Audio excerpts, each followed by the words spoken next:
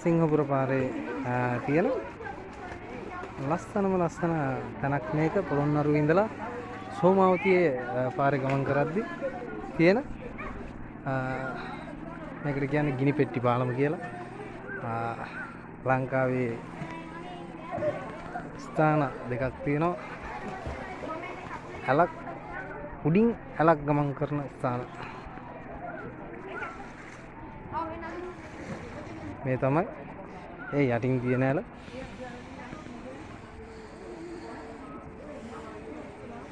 මේ මම ඉන්නේ උඩින් ගමන් කරන ඇල් මාර්ගයේ. මේ පොළොන්නරු පරාක්‍රම සමුද්‍රයේ ජලය පොළොන්නරු ගම්මානයේ ජීවත් වෙන ගොවි ජනතාවට ලබා දෙන ඇල මාර්ග දෙකක්.